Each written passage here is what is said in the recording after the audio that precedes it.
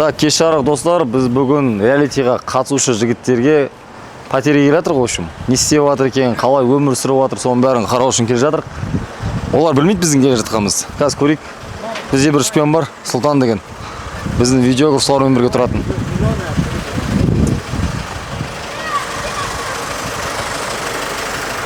Кел, Сұлтан, домофон басы аша бер. Типа Тимати ғой, братишка.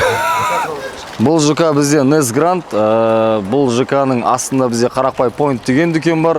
Және де өзіміздің продакшнда осы дүкенде, осы ЖК-да.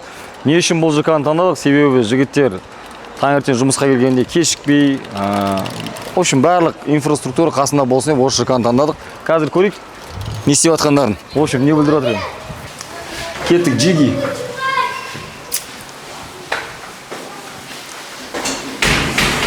Кеттік, жігіттер, заходим. Нешінші этажда? 4. Ұмытқаппыз ғой. Квартираны жалдап бердік. Одан кейін әлі келген жоқпыз. Қазір жігіттер жалпы өздері бірде распорядоктары бар, тамақ істейтіндері бар арасында, в общем, сондай. Қазір көреміз. Айтпақшы, бізде реалитида бір жігіт шығып кетті, ол туралы жақында хабарлаймыз. Өз еркімен реалитидан шығып кетті. А то қазір үйде неге төртеуі деп ойлап қалмаңыздар.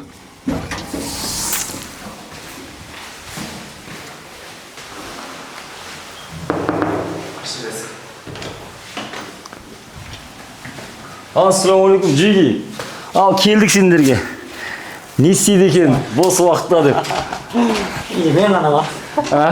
Үйде мен ғана ма? Қойш, қалғандар қаяқта? Білем ма? Қойш? Иә. Ой. Так, Нұрсат екеуің, е? Нұрдәулет пен Айдос жоқ. Все. Не істеп жатсыңдар? Тамақ іштіңдер ме? Тамақ ішпедік әлі. Қойш, бүгін кім болды смена тамақта? Тамақта сменада біз болғанбыз негізі. Смен, тамақ істемеңдер бүгін. Смен істемеді. Қарнымыз ашқызып кетті. Қойш. Жалпы бұл жігіттер 2 сменға бөлініп жұмыс істейді бізде. Қазір еще 4-еу қалды, оған дейін 3-те 2 еді. Қазір 2-де 2 жұмыс істеп жатыр. Алдында жалпы ет әкеп бердік, одан да бөлек жалпы түсіндіріп жатыр. То, что қазір кішігірім ақша жинау керек. Ертең қандай да бір бизнес бастап кетуге хотя бы какой-то бір үлесін қосады деген оймен. Енді бұйырса бүгінгі смена что-то тамақ істемеген, кешегі смена вроде тамақ істеген сияқты еді. Қалай жалпы? Жақсы, керемет. Әрине мотивация болды, енді жаңа нәрсені көру қызық болды. Бәрінен бұрын жаңа қаланы, жаңа жұмысты, жаңа ортаны көру қызығырақ болды мен үшін. Маған жаңа қала Алматыда бірінші еттім мен. Ниеттеніп жүргем, келдік. Бірінші күнім керемет өтті. Біздің реалити жобасындағы Нұрдәулет Шиелі Қызылордадан қаласы күтіп алды. 3 бала ертесіне келді, 3 баланы да кезек мен күтіп алдым. Бірақ Алматы ұнады, погодасы енді мен ойламағам. Погода ыстық болады деп сөйтіп ойладым, бірақ енді біздің Түркістанға қарағанда погодасы жақсы екен. Қорқыныш болған жоқ ешқандай да. Иә, Алматы өзім таныс қала ғой. Бұл жақта ешқандай да қорқыныш болған жоқ. Егер басқа қала болғанда сол кезде қорқыныш болатын еді. Мысалға Астана болғанда, өйткені Астанаға вообще барып көрмегем. Өзіміздің қазақтың қарапайым жігіттері барлығы. Өзіміздің Қызылорданың, Түркістанның, Астананың жігіттері. Бәріміздің тіліміз, дініміз бір жігіттер. Енді келген кезде жиналып келдік қой. А так жаңа орта негізі сол жерге қызық болды. Арамыздан жас балалар барлығы шоу не деген инстаграмға, камераға түсу деген өзі никогда істемеген нәрсе болды айтқанда. Өзім инстаграмда қанша жыл тұр, мысалы, бірақ фотом тұр. 20 жылдан бері мысалы. Сондай кішкене өзгерістер бар, бүйтіп активность таныту деген сияқты. Андай қысылып, симай. Бәрі нормально ма? Жалпы квартираны біз однокомнатный жалдағанбыз. Примерно таныстырып кетейік. Но бір бөлме, просто Алматыда 4-5 балаға квартира табу қиын. Ол бізде Алматының вообще тұрмыстық проблемасы. Бала шағамен ба, семейный ма, егерде көп балалы отбасы болса, оларға да квартира бермейді. Сол үшін жалпы бір подписчигім осы квартираны ұсынды. Ақшасын төлеп жалдап жатыр. Бір кухня бар, ол жерде тамақ істейді олар. Мына жерде туалет, ванна и мына жақта бір зал. Ол залда жалпы мынандай условия ғой, в общем, чисто казарманың системасы. Барлығы новый матрас, полный постельный принадлежность алғанбыз. Ол жерде жатады. Жалпы қалай вообще тұрмыс тіршілік сол жағынан реалити бойынша түсіріп кеткіміз келген. Қазір бізде екі жігіт жоқ екен, Нұрдәулет пен Айдос, иә? Так, оларға звонайық просто. Қаяқта екен? Неге жақсы балдармен тұрған қызық қой. Постоянно вайпта жүресің ғой бөлек. Бірге тұру қызығырақ, қиын, рахат деп айта алмаймын, бірақ қызығырақ бірге тұрған. Бірге тұру қиын түгі жоқ. Мен уже қанша Астанада тек балдармен тұрып келатырмын. Маған квартирада тұру не қиын емес. Қызық, керісінше. Қызық болады. Бір кездері сөзге келмей қаласың, бір кездері не қаласың, қайтып татуласасын. Бір жақ шашылып жатады, бір анау бір жина анау мынау болады. Жаңағыдай үйдегідей, мысалы, я қарындасың, я мамаң жинап жүрмейді да. Мына жақта өзің жинайсың да, жаңағыдай шашылып жатқан, в общем, таза лайфты көресің, таза балдармен қалай тұрған, отбасылық қалай, или таза балдармен бірге тұрған қалай. Қатты өзгеріс қой мен үшін негізі. Өйткені мен ондай кішкентай өзім балаларым арасында үйде ушу сондай үйреніп қалғанмын негізі кішкене. Еще қалалындай Алматыда мынау қалай айтсам этаж үйде тұрғасын. Шумный екен түнде ше, кішкене сол жағы ыңғайсыз болып отыр негізі. Түнде ұйықтай алмайсың дұрыс. Машинаның шумы постоянно. Мен ауылда тұрамын ғой өзім. Тыныштыққа үйреніп қалғанмын андай. Тыныш ұйқыға деген сияқты.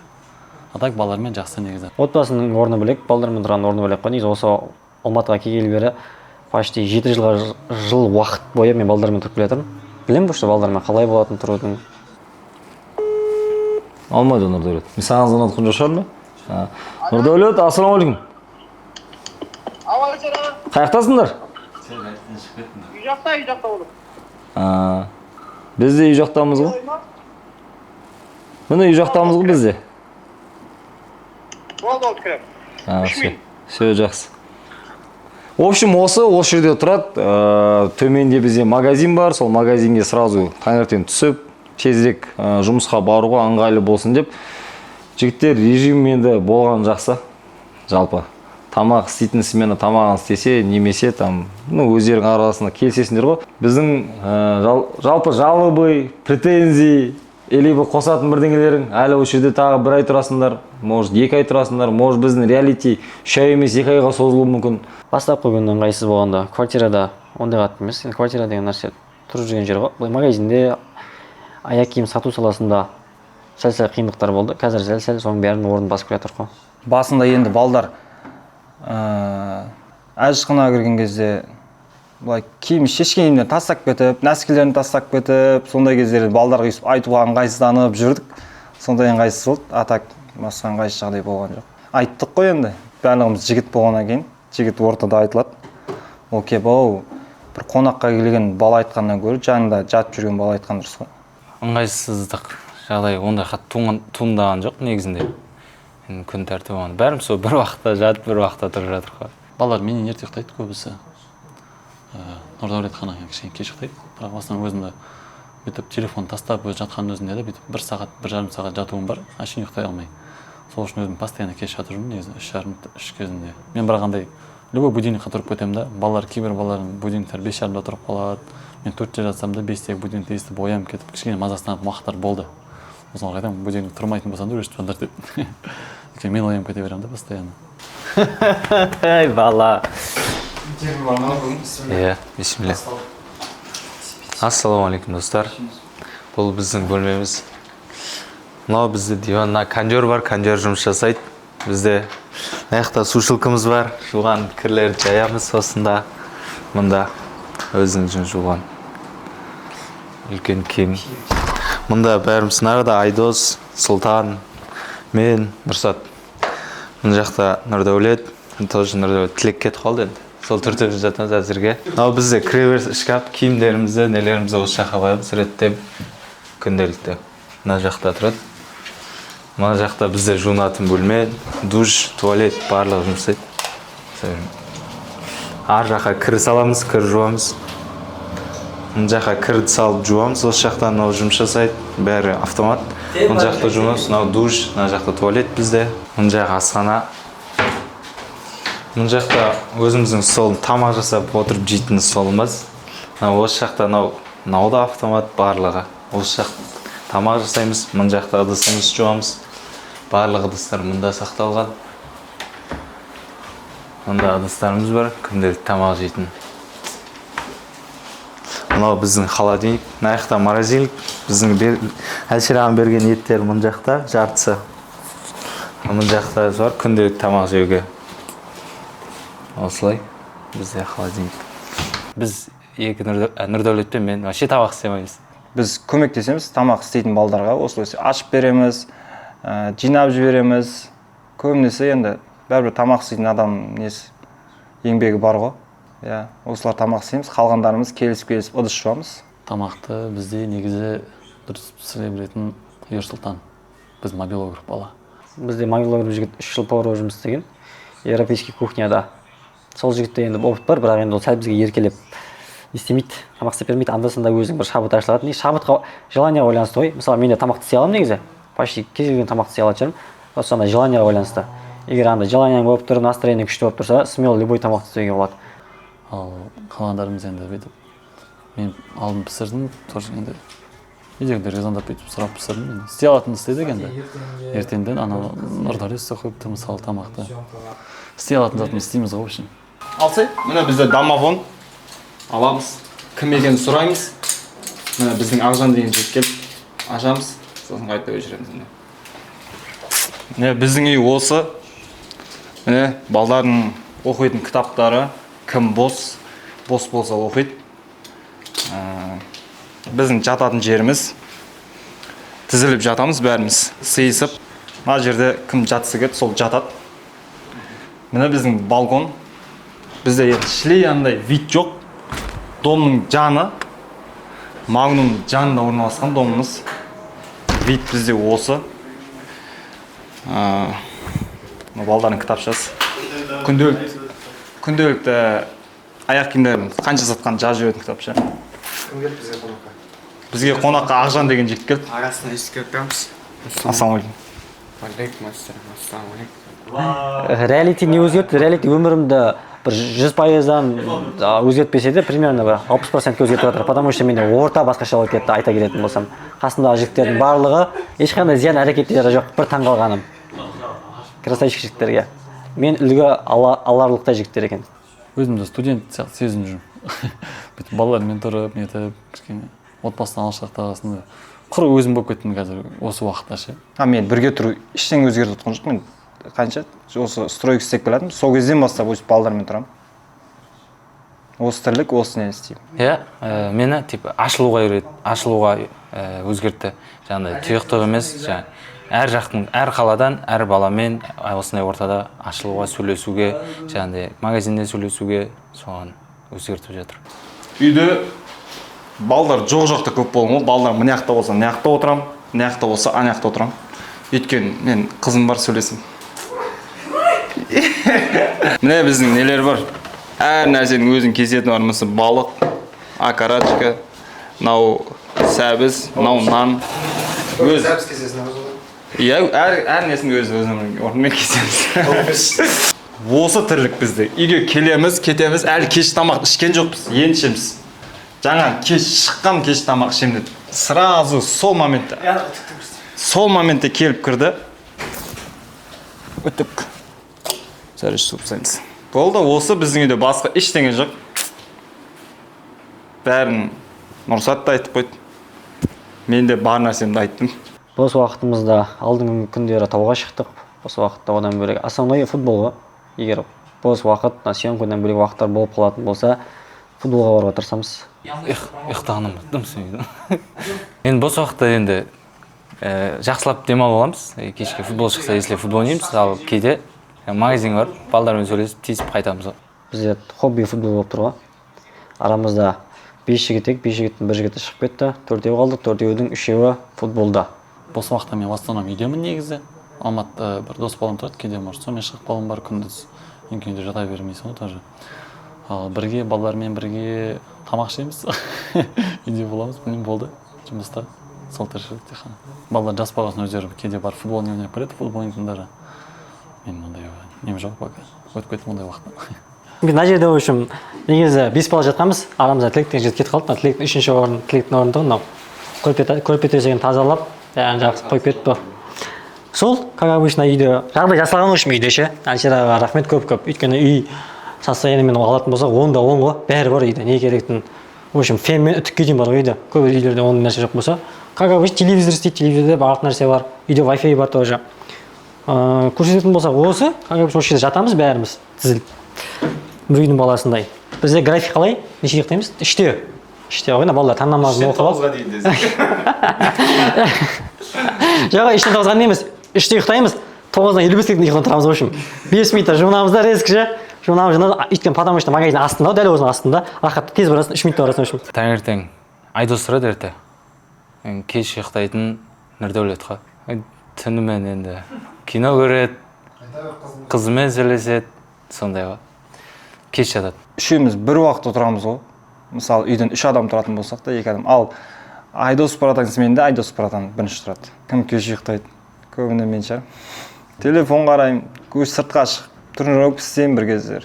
Айтам, мен көзімде шыққан кезде 3-4 бала ояу жүреді. Бізде үйдегі ұйқыға жігіт ол кім? Сұлтан. Ерте ұйықтайды, бірақ кеш тұрады. Не екенін білмеймін. Ерте ұйықтайды, прям ерте ұйықтайды, бірақ азына кеш тұрады. Мысалы, кеш етінде ерте ұйықтады, бүгін обедте тұрды. Иә. Еще өз-өзіне таңғалып жүр ғой. Не деген ұйқы деп. Мен кеш ұйықтасам да, будильникке тұра беретін әдетім бар, сол үшін. Бірінші будильник сондай ма? Уже тұрып алатын әдетім бар. Өзім ерте тұрамын негізі. Қалай ұйықтасам да ерте тұрамын. Негізі балдармен тұру менде болған. Мен жалпы Алматыда жүргенде 9 жыл болса, 9 жылдың 7 жылын балдармен тұрған екенмін. 7 жылдың ішінде 2 жылын ғана семья болып үйленіп тұрмын. Мен осы жаққа келгенге дейін мен әйеліммен тұрып келдім да енді. Мына жаққа келгенде андай қиын ғой, өйткені үйде бүкіл тірліктің бәрі әйелім істейді.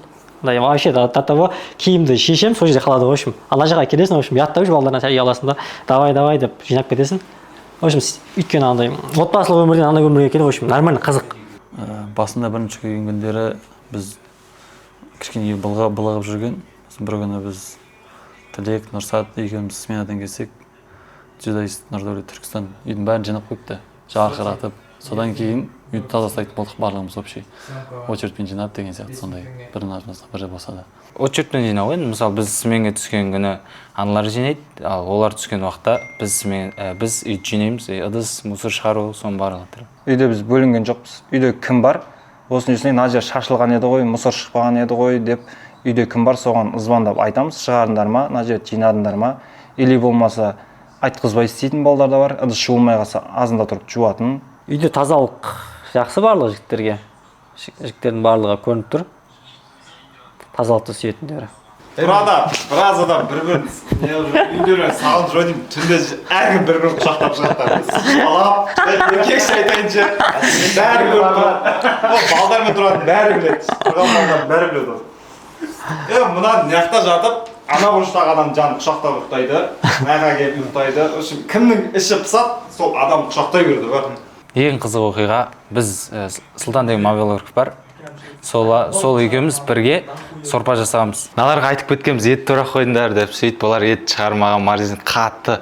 Сосын таңы ертесі істейтін болдық сөйтіп. Ертесі етті шығарып қойдық та маржиниктен ергенше турап алдық енді. Шамамен. Сосын күнде андай второй шеверме, первый шейік дедік, сұйық тамақ. Сорпа істеп берейік дедік Сұлтан екеуміз. Налар жұмыстан келді, осы екеуі сменде тұрған, кешке жұмыстан келді, дайындап қойдық. Сөйтсек бізде сорпа ішетін кесе жоқ екен ғой. Тек қана шай ішетін кіттай кесе ғана бар екен.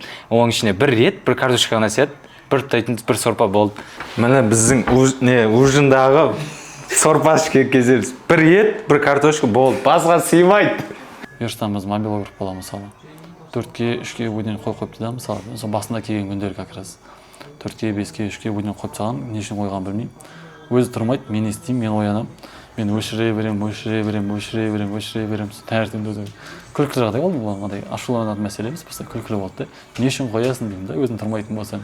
Мен ұйықтай алмай шықтым, сол мен қызық болды сол енді. Правда, күнде таңертең шай ішетін несі? Күнде обязательно. Бізде бір-ақ шал бар үйде.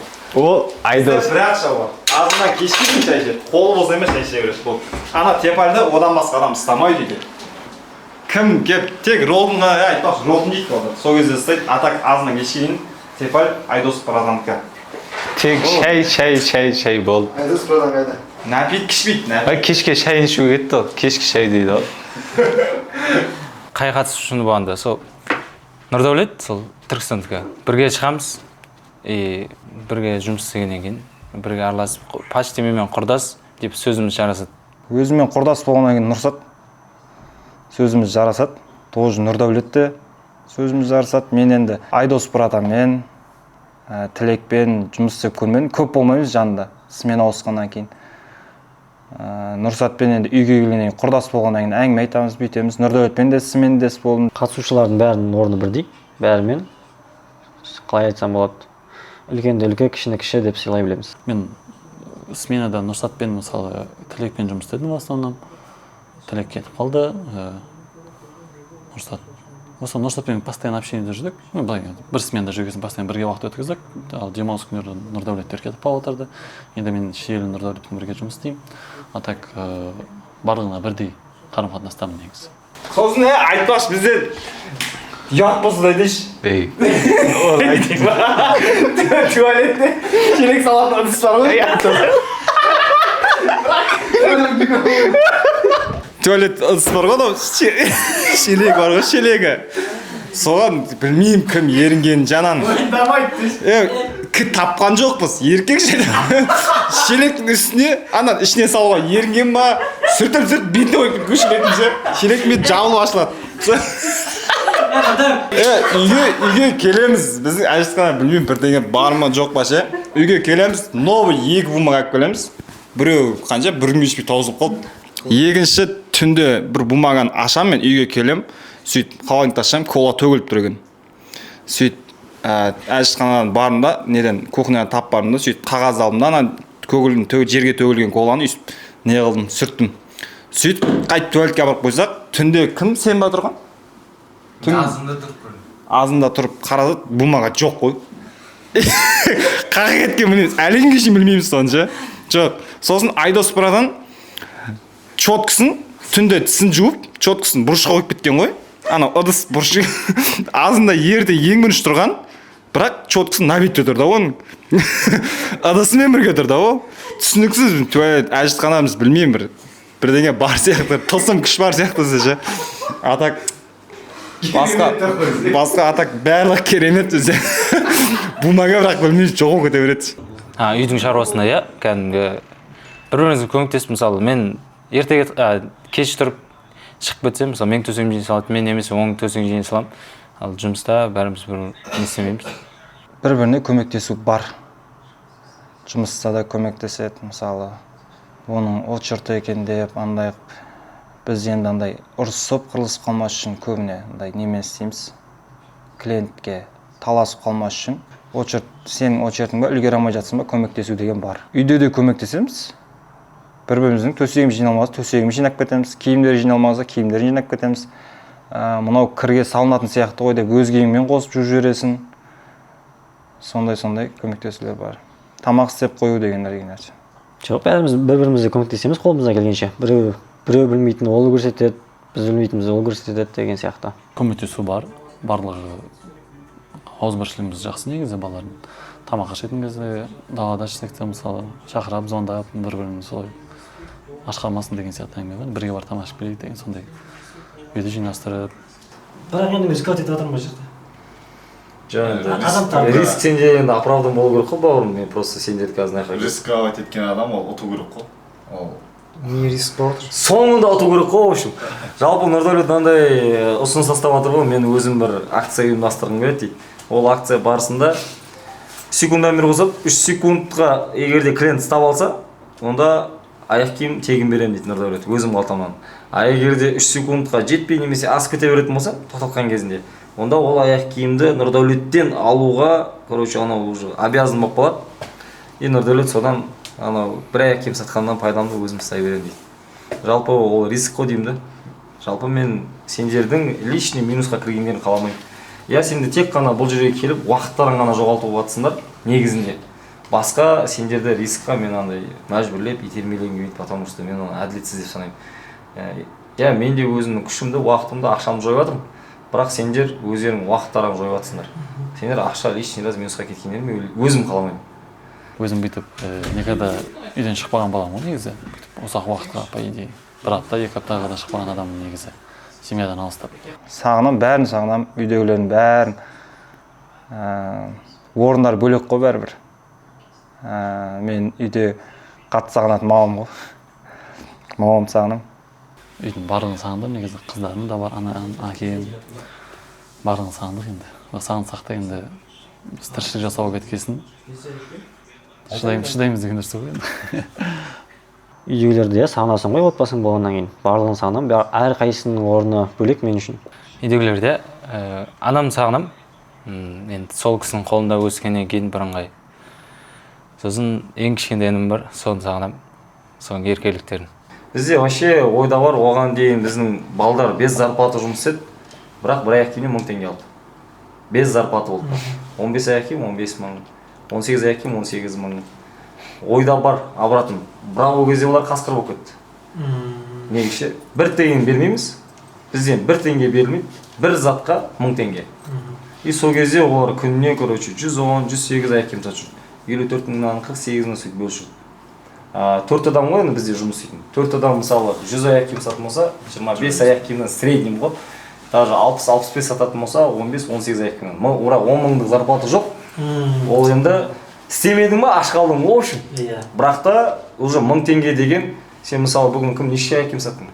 Мен бүгін сатпадым. Сен неше саттың? 8. 8. Сен 8 саттың, 8 мың аласың, 10 мың жоқ уже. Ақжан, например, ал 18 сатты. Аған 18 сатты, 18 мың алады. Сол сияқты да просто. Ол кезде бірақ біз киімге 500 бердік дополнительно. Біз аяқ киім санатта киімге 500 теңге бердік. Сөйтіп олар күніне кем дегенде 50-60 мың істеп жүрді ғой. Бір айда миллион 200-ге шықты ғой зарплаталар. Бірақ бір ай бердім оны. Мен оларға не үшін ол нәрсені бердім? То, что аяқ киім саудасына адам байи алатын. А то ойлап қалмаңдар, 30 күн, 10 мың теңге, 300 мың теңге зарплатымен өмір бойы мен кассир болып жүрем деген ниет болмасын, менің балдарым көз жансын деп, бір ай бойы қанша минусқа кетсек те мүмкіндік бердік, бір ай бойы кәдімгі бүкіл кредиттер не бар бәрін жауып алдық, короче. И сондай возобновить етуге ниет бар. Біз оны кеше Нұржігітпен ақылдастық та көреміз. Дәл қазір бәрі жетісіп тұр. Өйткені поддержка да беріп жатыр, қал жағдайымды сұрап жүр. Бастысы сол поддержка ғой. Үйдегі нені жағдайды маған не болып жатқанын айтпайды. Проблема болып жатса да маған айтпайды. Өйткені енді назар алмасын деп айтпайтын шығар мүмкін. Бірақ бәр жағынан көмектесіп жатыр. Мен енді бойдақ болғаннан кейін қатты қиналып жатқан жоқпын. Үйден барлығы жеткілікті, поддержка, внимание, тамақ бәрі шүкір Алла, бәрі жақсы бізде. Енді сол анамның несі шығар, құшағы, иісі шығар, сол жетіспейді. Солны сағынып жүргенді. Мен өзім мысалы жұмыстан келгенде кезде всегда алдынан қыздарым күтіп алады енді. Балаларды сағынам басында. Солай. Келген кезде алдынан жүгіріп шығып, бізге продукты не әкелесің, балалардың қуантқанын маған энергия беретін еді, мысалы. Қазір мына жақта енді жұмыстан келесің, жатасың, жүресің бүйтіп. Қалай айтсам болады. Иә, әкелік сегізін бүйтіп сағынамын негізі. А так, үйдегілерден енді тамақ үйге келесің, тамағың дайын тұрады дегендей, төсегің дайын тұрады, барлығы дайын, мысалы. Сонда үйреніп қалған, сондай сағындым негізі. Бірақ енді мына жақта өзіме көңіл бөлініп кетіп жатқан сияқты больше. Басқаға энергия шашқым келеді, негізі отбасыға. Сол моменттер жетіспейді. Маған төртеуің де бір дейсіңдер. Маған қаласа, жаным ашып кетсе, Айдосқа да бере салғым келеді. Например, бір ойым өмір бойы көреріміз саған бере салғым келеді. Нұрдәулетті стройка қайтып жібергім келмейді, мысалы да. Анасын, енді Нұрсатта, например, әкесі жоқ тоже, и өзінің бір мақсаттары бар, оған да бере салғым. Каждыйыңды мен бере салғым келеді.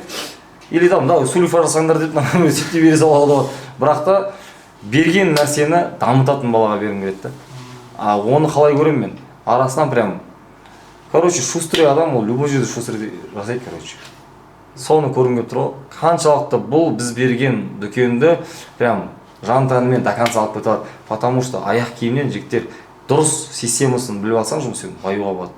Бірақ дұрыс жұмыс істемесең нормально қадалуға болады. Минусқа нормально кіруге болады. 15-20 миллионды вообще шығара алмай қалатын мүмкіндік тоже аяқ киімде бар.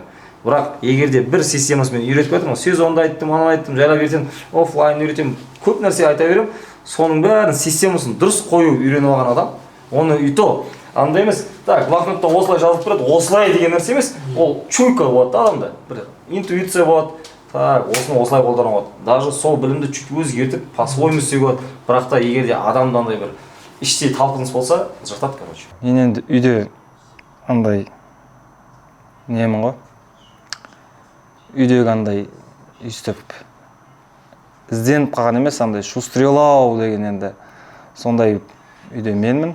Содан кейін менен көп үміт күтетін сияқты. Сол үшін солардың үмітін ақтау үшін барымыз саламыз. Анам денсаулығы бар қазір. Үйдің мысалы бар жұмысын әкеме қалдырып кеттім. Мысалы мен отбасымды бағып жатырмын, мысалы әйел бала шағамды, өздері үйді бүкіл қарыздар бар, не бар дегенде енді соның бәрін әкем мойнына іліп кеттім де, маған тоже кішкене қиын болып жатыр. Уайымдайсың да енді көбінесе. Енді мотивация анамның вахтада істегені деп ойлаймын. Сол мен үшін үлкен мотивация. Вахтадан шығарып алып, өзін жұмыс істемей үйде отырған сол мен типа арман алға қойған мақсатым сол мен үшін мотивация. Ал енді жіберген мотивация жақсылап білім ал, біз саған сенеміз, солардың қолдауы мен үшін үлкен мотивация. Негізі отбасым ғой, негізі менің үлкен мотивациям. Негізі үйдегілердің айтумен келген жоқпын, жалпы өзім шешімді өзім қабылдадым, өзім көргім келді, өзім жаңа нәрсені істеп көргім келді. Солай үйдегілерге айттым, осындай нәрсе істеп көргім келеді, осындай талпынысым бар дегенде үйдегілер мені қолдады. Негізі асандай өзімнің білумен, зерттеумен келген нәрсе. Осы әкем Нұржігіттің отбасын тамақтандырады, менің отбасын тамақтандырады, сендерге зарплаталарын беріп жатыр, продакшнның зарплатасын беріп жатыр, барлық Максның де зарплатасын беріп жатыр, сендердің астарыңызда жүрген. Мысалы, квартираларыңды айына төлеп жатыр, например. Оның барлығына осы әкем. Значит, пайда бар. Тек қана емін тапсаң, емерсің. Бір жолын тауып алу керек соның. И жолды мен сендерге үйретіп жатырмын. Сүңгілерің келгенін түсінесіңдер, сүңгілерің келгенін түсінбейсіңдер. И солардың арасында біреуін жыртып шығу керексіңдер. Кімге керек, сол жыртып шығу керек.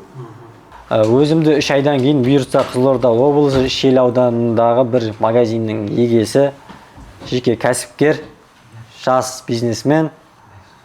Сосын бір еліме, бір Шел халқының атынан қалай абыройын көтеретін бір ер азамат болғым келеді. Магазин ашып, иншалла, басқа ел адамдарға да көмектесуге мысалы бүйтіп возможность көбейеді да, негізі. Сол үшін өзімді бизнесмен деп көремін негізі. Алдағы уақытта иншалла. Әрине магазині бар, магазин ашып жатқан рұқсатты елестедім. Білмеймін, өзім кәдімгі аяқ киім бизнесін ашатын, үйдегілердің үмітін ақтайтын жігіт ретінде. Мен көз алдыма елестетіп те көріп, елестетіп те жүрмін ол нәрсені.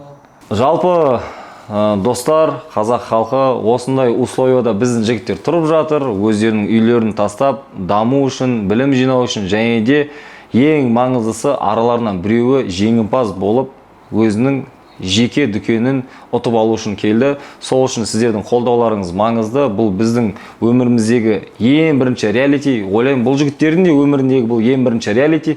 Сол себепті бұл ешқандай дайындықсыз болған реалити, ешқандай сценарийіміз жоқ. Дәл осылай қалай бұл осы үйге кіріп келдік. Дәл солай бұл жігіттер де дым түсінбей келді. Мен де өзім андай ешқандай планым болған жоқ. Тек қана менде бір ниет болды. Осы 5 жігіттің біреуіне өзінің өмірін жақсартуға бір себеп болайын, бір магазин ашып берейін деген.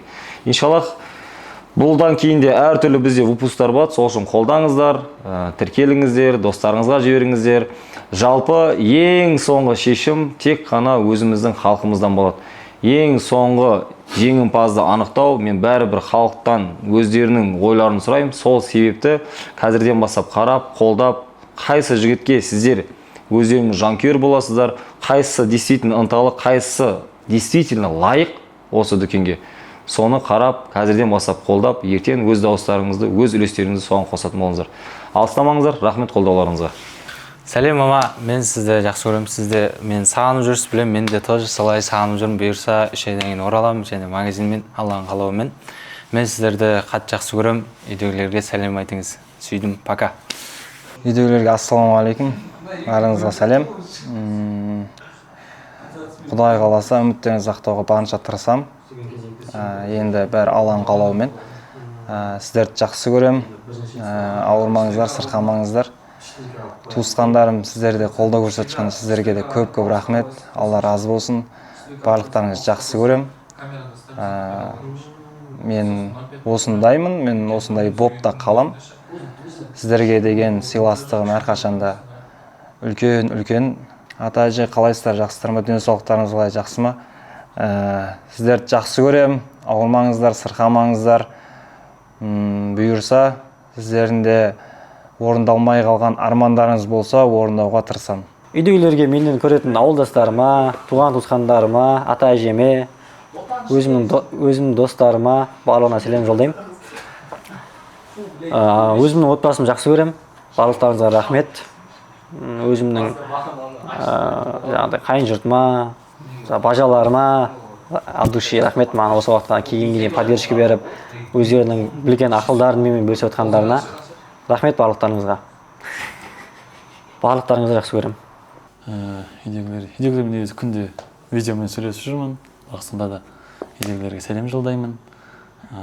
Сол туысқандарға бәріне мамалар айтып қойыпты уже, оказывается, кетті деп. Негізі үйден кететін кезде айтпай кеткем, ешкім айтпаңдар деп. Сөйтсем бәрі біледі екен. Сол баршаңызға сәлем жолдаймын. Қолдауларыңызға рахмет.